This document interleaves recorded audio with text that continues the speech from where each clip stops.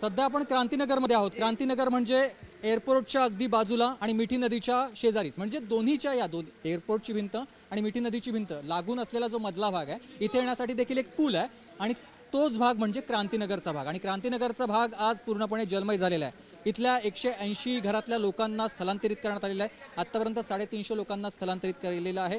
ही दृश्य आपण बघताय, पूर्णपणे संपूर्ण परिसर जलमय झालेला आहे. या सगळ्या लोकांसाठी एनडीआरएफच्या टीम इथे तैनात करण्यात आलेल्या आहेत. त्यांना बाहेर काढण्यासाठी माझ्यासोबत काही इथले स्थानिक देखील आहेत. आपण त्यांच्याशी देखील चर्चा करणार आहोत. दादा, इथे साधारणतः तुम्ही किती लोक राहताय आणि सकाळपासूनची काय स्थिती आहे? सकाळी 7 वाजल्यापासून पाणी यायला चालू झालं.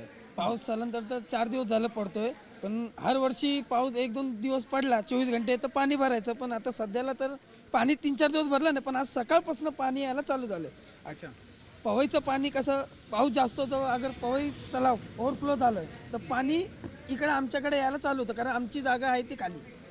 मिठी नदीचे आमचं कसं गटर आहे, गटराचं नाला आहे, त्या नाल्यात अगर ते पाणी पवईचं सोडलं ते ओव्हरफ्लो झालं तर ते पुढे जात नाही, ते गटरातनं आमच्या घराकडे दिसतं.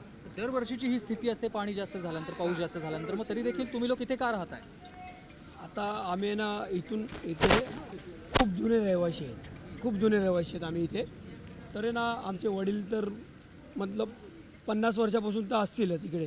पण आता आमचे जुने एकदम डॉक्युमेंट्स तर जुनेच आहेत. इथे जेवढे आहेत ना तेवढे यांचे सगळ्यांचे डॉक्युमेंट्स जुने आहेत. आता माननीय उपमुख्यमंत्री एकनाथजी शिंदे साहेब आले, त्यांनी आम्हाला सांगितलं की बाबा तुम्हाला लवकरात लवकर तुमचं स्थलांतर इकडून करण्यात येणार. असे आम्हाला म्हणजे भरपूर जणांनी आम्हाला सांगितलं की बाबा की तुमचं इथून होणार, इकडे तिकडे होणार.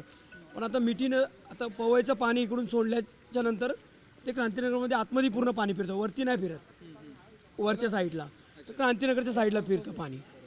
हे पाणी आहे ना, हे इकडे आल्याच्या नंतर गटर फुल झाल्याच्या नंतर आहे ना, ते पाणी पूर्ण आमच्या घरात जातं. आणि हे गटरचं पाणी आहे. यात लहान छोटी पोरं आहेत, यात थोडंसं पण पाणी नाका तोंडात गेल्याच्या नंतर आम्हाला खूप त्रास यायचा.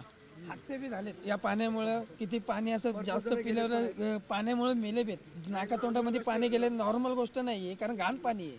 बरोबर. मग आतापर्यंत किती नुकसान झालं लोकांचं आणि सगळ्या लोकांना कुठे हर ठेवलं? वर्षी तर नुकसान होतंच. आता शाळेमध्ये ठेवलं आहे आम्ही लोकांनी, शिजुका शाळेमध्ये. आणि आम्ही लोकांनी केलं, एनडीआरएफ टीमनी पण आम्हाला आहे ना खूप सहकार्य केलं.